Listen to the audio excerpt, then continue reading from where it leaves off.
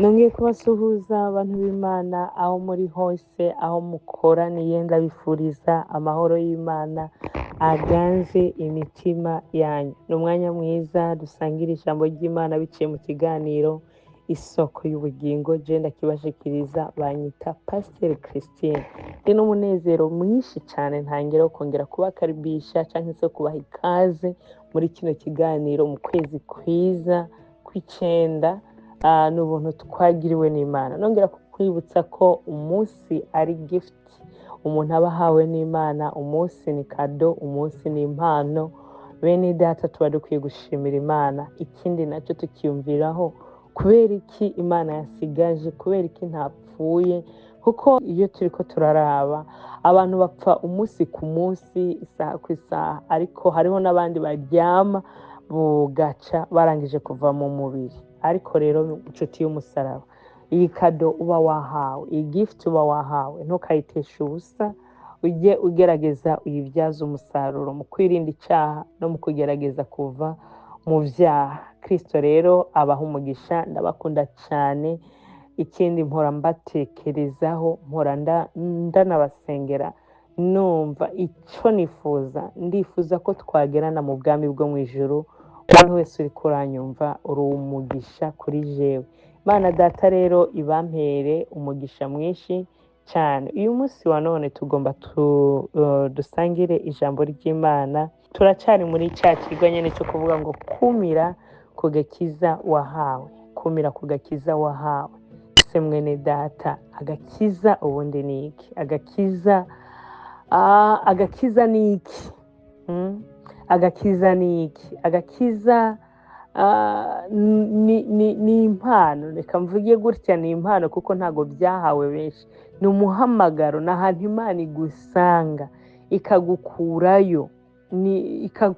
Yesu yaratubambiwe ku musaraba i Golgotha, adupfira amaraso y'igiciro. Ubu ni bwo agakiza navuga ko ari nk'inkwano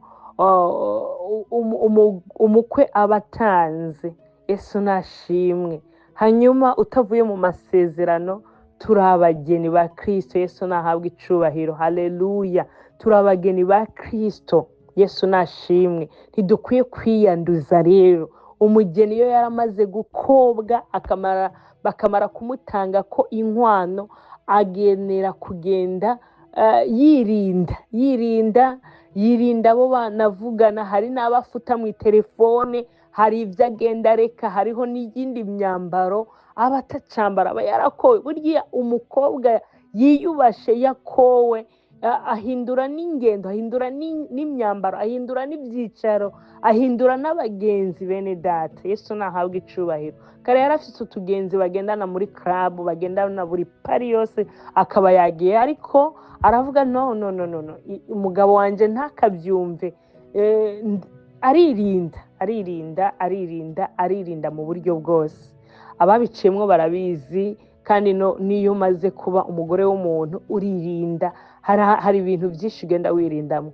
Rero Kristo yaradukoye. Haleluya.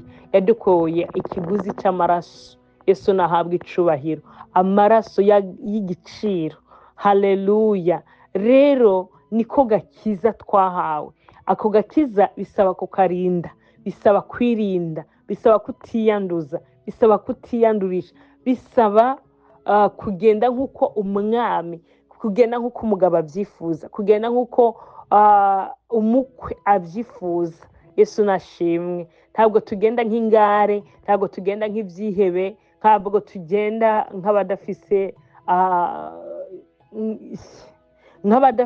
ububaraba. Yesu nahabwa icubahiro. Uko rero niko bikwiye kumera. Umugore yafise umugabo, agendera ku mategeko y'umugabo. Yesu nahabwa icubahiro. Agendera ku by'umugabo wiwe ashaka, ari byo umugabo bamubwira ati ibi bintu ntabyo ashaka. Uko rero niko bimeze, niko navuga ngo ni agakiza. Ntabwo rero dukwiye kwifata nk'uko tubyigombeye. Twarakowe. Umwanya n'umwanya umukwe araza. Ndakwibutsa ko Yesu ari hafi. Ndakwibutsa ko Kristo ari hafi. Kristo ari hafi, inshuti y'umusaraba. Haleluya. Twarinda guterera agakiza. Reka dusome ijambo ry'Imana, ubutumwa bwiza dusome Abafilipi igice cya gatatu duhere ku murongo wa 17. Abafilipi igice cya gatatu ku murongo wa 17 tugeze ku murongo wa 21. Haravuga ngo bene data munyigane mwitegereze abagenda batwigana nk'uko mudufise kw'icitegererezo, kuko benshi bagenda ukundi. Abo nababwiye kenshi, nanone ndabibabwira ndira, yuko ari abansi b'umusaraba wa Kristo. Iherezo ryabo ni uguhona, imana yabo n'inda. Birata ibiteye isoni byabo, iby'isi nibyo bababaye. Tweho iwacu ni mu ijuru, niho twiteze umukiza yuko azova, niwe mwami Yesu Kristo. Azohindura imibiri y'ubufafara bwacu ishushanywe n'umubiri w'ubwiza bwiwe, nk'ufise ubushobozi bumubashisha kwigandurira byose. Yesu wacu nahabwe icubahiro. Pawulo ahanura ab'Ifilipi arababwira ati bene data ndabinginze mutwigane, tubabere icitegererezo. Yesu nashimwe ngo mutwigane. Nanjye ndababwira ngo mwigane Kristo. Yesu nahabwe icubahiro. Mwigane Kristo, ijambo ry'Imana twararihawe. Mwigane Kristo. Impamvu aravuga ngo yagerageje kuvuga ngo hariho n'abandi, hari ngo kuko benshi bagenda ukundi, batagenda nk'uko Pawulo yari karababwira. Abo nababwiye kenshi, yakomeje kubabwira Abafilipi, arababwira ati yamara harabigira ngo nabakizwa atari bo, harabigira ngo n'abakristo atari bo. Abo ntimukwiye kubigiraho. Ingeso zabo ziramenyekana, nubwo bambaye umwambaro wo kugororoka, nubwo bambaye umwambaro w'intama, ariko mwirinde, mugire ubwenge, mubitegereze murabe. Ingendo zabo ntabwo zihuye n'izabera, ingendo zabo ntabwo zihuye n'iz'abakristo. Yamara bavuga ko ari abaririmbya, ariko bwacu ukabasanga mu kabare. Yamara bavuga ko ari abavugabutumwa, ariko bwacu ukabasanga nibo basambanyi. Yamara bavuga yuko ari abavugabutumwa cyangwa se ari abasenzi, bwacu ukabasanga nibo bagambana, nibo barozi, nibo bicana. Ariko nshuti z'umusaraba, abagenda nk'uko Imana ibigomba, bayoborwa n'umwuka wera, kandi abo ngabo bagira imbuto zo kugororoka, kandi abo ngabo Yesu nashimwe ntago bajya bahindurwa n'ibihe, kandi abo ngabo niyo basonza ntago bajya bahemuka, kandi abo ngabo Kristo Kristo ari muri bo, sibo bakiriho, ahubwo ni Kristo ari muri bo. Yesu nahabwe icubahiro. Pawulo aravuga rero ni mugende nk'uko muri ko muratwitegereza tugenda. Yesu nashimwe. Ariko arababwira ati abo ngabo narababwiye kenshi ko atari bo, baje muri twebwe bazabazimiza, binjiye mu ishengero ry'Imana bazabazimiza, ntabwo bashitse ku musaraba. Arababwira ati ndabinginze, muzababona kenshi bita ngo n'abahanuzi, ariko sibo. Muzababona kenshi bita ngo n'abasenzi, ariko sibo. Arababwira ngo ntimukabitegereze. Narabibabwiye kenshi, ariko noneho ngarutse kubibabwira ndira. Umubabaro biteye agahinda. Yesu nahabwe icubahiro. Nanjye ndagarutse kubibabwira ndira. Kandi bene data nshuti z'umusaraba, nimukanguke, nimukanguke, nimukanguke bera b'Imana, nimukanguke, mugende nk'uko abana b'Imana bagenda. Abo ngabo benshi binjiriye mu ishengero.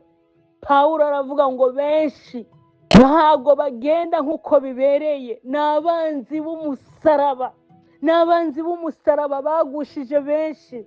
Nibo bamama pasiteri, ariko nibo bambara impenereza, nibo bambara imini. Imana idutabare. N'abaririmbyi, n'abahanuzi, ati iyo bicaye n'impuzu bambariyemo imbere urayibona. Imana idutabara. Nibo basambanyi, nibo basambanyikazi, basambanira mwaho ngaho nyine. Ako Pawulo aravuga ngo ndabinginze, abo ni abanzi b'umusaraba, icyabazanye ni ukugusha abakristo. None dufise abakristo benshi bariko barashaka kwigana, reka nigane umuririmbyi runaka, reka nigane nde nande, ariko agakiza ukwiye kwigana Kristo. Yesu nashimwe. Ukwiye kwigana Kristo bene data. Nabonye benshi bahanura ariko atari abakozi b'Imana, barabiboneye n'amaso yanjye.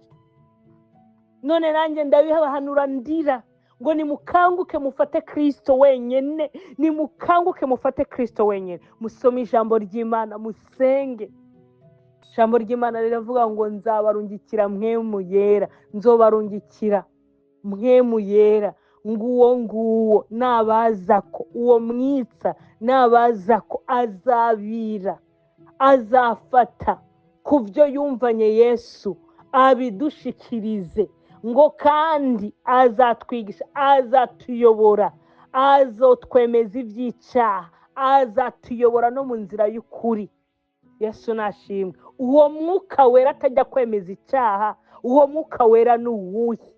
Uwo mwuka wera atakwemeza k'ibyo uri kuragenderamo. Nta mupaseri asambana n'umwana w'umuririmbyi kandi ayoboye, nta muvugabutumwa, nta mudiyakoni.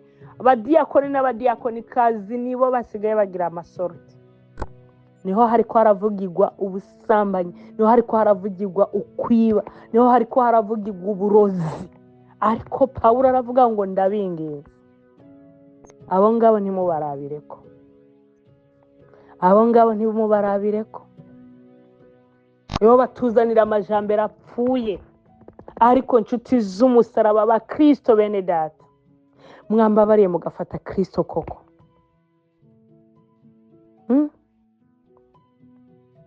Mwambabariye mugafata Kristo. Abo ngabo Pawulo akomeza kuvuga ngo ndabinginga, abo ngabo nabababwiye kenshi ntimwanyumva, ariko ndabinginze kandi ndira, ngo kuko benshi bagenda ukundi.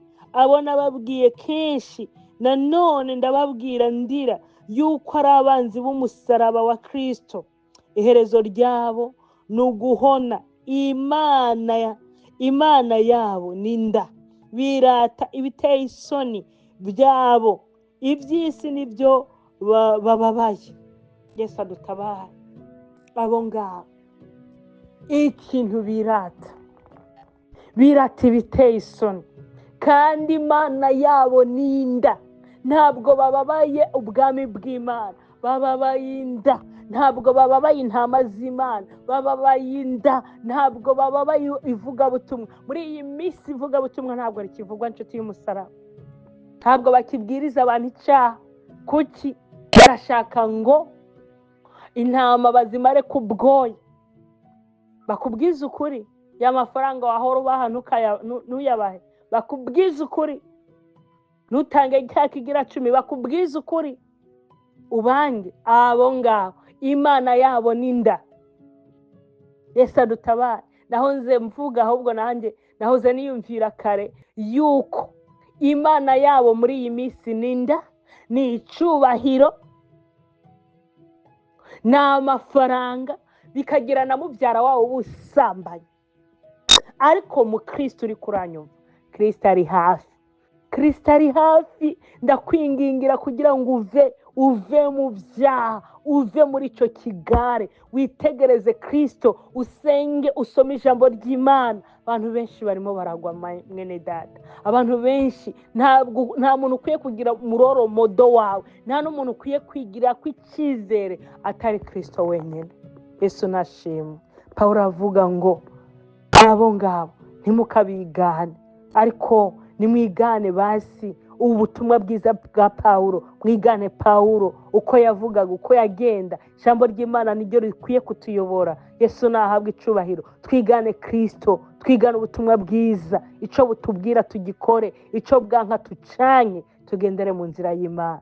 Ako muri iyi minsi abantu ntibakivuga ukuri, abantu ntimushaka kubwiga ukuri. Ariko umusambanyi ntago azaraga ubwami bwo mu ijuru. Nawe muvuga butumwa utari kuravuga ubutumwa bw'Imana neza, kubera inda yawe ntabwo uzagenda mu bwami bwo mu ijuru. Yesu nashimwe. Abantu bashaka kugira amamega church, macace manini ariko nta gakiza. Ndabinginze turabire kuri Kristo. Kristo ari hafi. Turabire ku butumwa bwiza uko Yesu yabudusigiye. Yesu ari hafi. Twahawe Bibiliya, tuyikunde tuyisome. Ijambo ry'Imana riri muri Yesaya riravuga ngo iyo nzira ya Kristo ariko aravuga, inzira y'umusaraba, nubwo habamo ikijuju, nubwo habamo utarasomye, nubwo habamo impumyi, ntabwo azayiyoberwa. Twahawe umwuka wera uwo azatuyobora. Yesu nashimwe. Haleluya, haleluya. Ndazi ko ubu butumwa butaryohera abantu, ndazi ko ubu butumwa benshi batabushaka, ariko dukwiye kubwiza abantu kuri. Yesu ntabwo yitaye ku mirimo uri kurakora myinshi. Yesu ntabwo yitaye kubigira 10. Yesu ntabwo yitaye ku mashikanwa. Yesu ntabwo yitaye kuri ibyo byose, ariko icyo yitayeho n'umutima wawe. Mwakirize Kristo mu bugingo bwawe, mwakirize Kristo umutima wawe. Va muri ibyo byaha, va mu kigare. Reka ndababwire, uzi ibintu byakwegereye abana ba Eli? Abana ba Eli bigakwegera Abisirayeli. Yesu nahabwa icubahiro. Bigakwegera Abisirayeli, byari ibyaha, bwari ubusambanyi. Yesu atutabare cyane. Bwari ubusambanyi. Bari bafise inda yari yarabarenze. Aba baherezi, aba bana ba Eli ntibitaye ku ntama z'Imana, ntibitaye ku mitima y'Imana. Dusome Samweli wa mbere igice cya 2 duhereye ku murongo wa 12. Haravuga ngo kandi bene Eli barabanyangeso mbi, bapfa uko bagize iby'Uhoraho n'iby'imituri abaherezi bagenewe ku bimazi by'abantu. Iyo umuntu atanze ikimazi, inyama zigiteretswe, umusuku w'umuherezi yaraza afise icuma mu ntoki, carura inyama c'ingobe 3, akagita mu isafuriya canke mu ibinika canke mu nkono canke mu kazihebe, maze ico cuma cajabura zose umuherezi yarazitwarira. Uko niko bagiriye Abisirayeli bose uko bagiye i Shilo. Mbere bataronsa ibinure, umusuku w'umuherezi yaraza akabarira utaze ikimazi ati, numpe inyama zo gutarira umuherezi, kuko atagomba kumuha izitetse atari mbisi. Uwo muntu yaramwishura ati, hinge babanze bose ibinure, uheze ubone gutwara izugomba. Nawe akamubarira atoya, urazimpa ubunyene, utazimpaye ndazitwara wanse ukunze. Dusimbe ku murongo wa 22 akavuga ngo, nuko Eli yarageze mu zabukuru, kandi yama yumva ibyo abahungu biwe bagirira Abisirayeli bose, kandi basambana n'abagore bakora ibikorwa byo ku muryango w'ihema ry'ibonaniro. Imana yacu dutabara. Ngayo nguko, ivyo nivyo byaha abana ba Eli bakoraga. Barabaherezi. Yesu nashimwe. Barabaherezi ngo bari baragiye bagura icuma gifise nk'amenyo 3, cakubitamo kikayora 3. Imana idutabara. Cakubitamo zitaranasha, zikiri ku ziko. Nivyo bya bindi Pawulo agavuga ngo Imana yabo ninda. Bagiraga umururumba. Muri iyi minsi abantu basigaye ntabwo bagifise bya byuma physically, ariko bafise ubwenge bwo kuyacomora mu bantu. Tanga amafaranga ndagusengere, tanga ikimazi, ikimazi cy'ibyaha, tanga abantu mu kuyatanga. Inshuti y'umusaraba, wagira ngo muri iyi minsi bararozwe. Ninde yakubwiye ko ibyaha byawe bizava hari uko bakugiriye ku musozi? Ninde yakubwiye ko ubugwayi bwawe uzana amafaranga tukugire ku musozi tugusengere? Ninde yakubwiye ko amafaranga yawe ari ayo gutagaguza? Wafashije imfubyi, wafashije abapfakazi, tukugire ku musozi tugusengere. Ariko inshuti y'umusaraba, mwene data mu Kristo, ntama y'Imana, wewe iga gusenga. Yesu arumva, Yesu nashimwe. Abangaba ngo bazijaburira ku ziko. Dufise abantu benshi bariko barashaka kugira ngo muri V8 bariko barashaka kurya mu maresitora zimvye, batwawe n'abakristo, batwawe nabo bahenze ngo babahanuriye, ngo babasengeye, ngo Imana irambwiye ngo iki n'iki kuri wewe. Ariko ndagomba mbwira abantu, inshuti z'umusaraba, twigane Kristo. Yesu ari hafi. Biriko birakorerwa ahangaha hanze nibara. Abantu bakunze amafaranga gusumba imitima y'abantu. Abantu bariko barakoranira ubugome bukomeye. Ariko ndagomba ndakubwire ngo niwakire ubwami, niwakire agakiza, niwakire Yesu Kristo, niwakire Yesu Kristo. Uyu Yesu yo wamwakiriye, uyu Yesu yo wamwakiriye, ameze nk'umugore atwite. Yesu nashimwe. Ameze nk'umugore afise inda. Hari ibyo umugore afise inda ajya ahugwa. Yesu nahabwa icubahiro. Arahugwa. Hari ibyo akunda, hari n'ibyo umwana mubwira ati iki ngiki ntukirye, ntabwo nkishaka, aya mavuta ntuyisige, ntayo nshaka. Abagore batwaye inda barabizi. Uzi yuko inyama ibiha umuntu agashaka insogoro cyangwa ibishimbo cyangwa ibiharage, inyama akazivako. Pawulo aravuga ngo ivyari inyungu kuri njewe byahindutse igihombo. None wewe n'ibiki wahinduye igihombo? Ko wahinduye izina, bwa mbere wari umupagani, ubu naho winjiriye mu gakiza, uri kuritwikira izina ry'agakiza, ariko nta na kimwe cyahindutse kuri wewe, nta na kimwe. Ako Pawulo waravuga ngo ibyari inyungu kuri njewe byahindutse igihombo. Nkubaze, ni ibiki byahindutse igihombo kuva wakiriye Kristo ku bwawe? Ni ibiki wahinduye?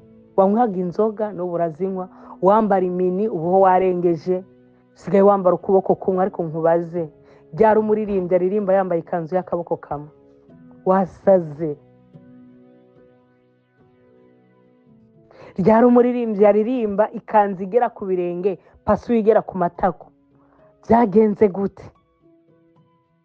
Turi muri club, turi he?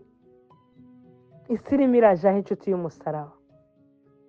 Yesu nashimwe. Abantu bamenyereye Imana cyane. Akunda binginze nanje ndira. Nimuhindukire twakire Kristo. Kristo aracatanga agakiza katavangiye. Yesu nahabwa icubahiro. Bene Eri, ikindi cyaha bazize, bajyaga ngo ibinure byari byaragenewe Uwiteka. Ibinure nabigererana n'amajambere. Bakundaga ibyiza bishashagaye, ngo ibinure bikiri hariya bishashagiye, baravuga ati nivyo navyo ndabishaka. Kandi n'ubu nyene. Yesu nashimwe. Hari abantu bakunda ubuzima bwa right now. Abakristo ntitucigishwa kwikorera umusaraba, tukagira no kwihangana ukikorera umusaraba. Korera umusaraba mu kuvuga butumwa, wihangane. Igihe cy'Imana, isaha y'Imana igeze. Imana irazi inzira uri kuranyuramo, Imana irazi ubukene uri kuranyuramo, izakugaburira, izakwambika, izagutera ishema. Imana iteye ubwoba, Imana ni nziza, Imana yacigira neza. Haleluya. Yesu agira neza. Yesu nashimwe. Yesu agira neza. Nanjye nakubwira mukobwa w'Imana, ikorera umusaraba, ntubivemo. Ntutukishe Imana, ntutukishe Yesu, ntubivemo. Bakunda amajambere, ariko amajambere ntago arayadukura mu gakiza. Twige kuyabamwo no kuyakoresha.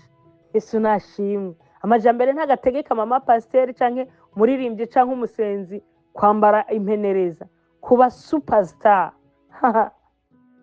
Ye, ni hatari,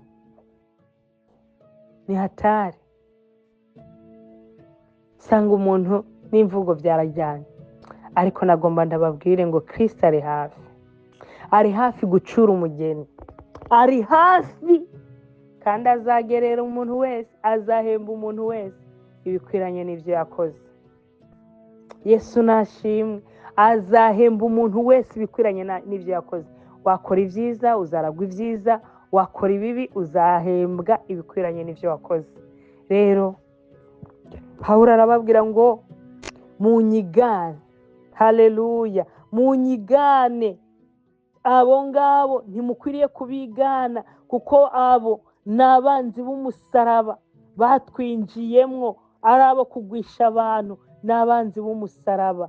Yesu nahabwa icubahiro. None abo ngabo si bo kurabiraho, ntabwo warabira kuri abo. Kristo atubera icyitegererezo cyiza. Yesu nashimwe. Kristo niwe dukwiye kurabiraho, akatubera icyitegererezo cyiza. Ngo iherezo ry'abo bantu ni uguhona, inama yabo ni inda, birata ibiteye isoni byabo, iby'isi nibyo bababaye, ariko tweho ntidukwiye kubabara iby'isi. Akomeza abwira Abafilipi, arababwira ngo tweho iwacu ni mu ijuru, niho twiteze umukiza azova. Bene data, iwacu ni mu ijuru. Haleluya. Iby'isi ntabwo ari byo dukwiye kugira gute, ntabwo ari byo byadutandukanya n'urukundo rwa Kristo. Iwacu ni mu ijuru, dukwiye kubaho nk'abazatejo. Yesu nashimwe. Iwacu ni mu ijuru, niho twiteze umukiza. Ngo kandi umukiza nasa azahindura imibiri yacu y'ubufafara, iyi mibiri yacu y'intege nkeya, duhindurwe duse n'umubiri w'ubwiza bwa Kristo. Nyumviriza bene data, ntuzabihombe. Umukobwa ntuzabihombe, umira ku gakiza, ukumire ko n'ak'igiciro, ntugatakaze.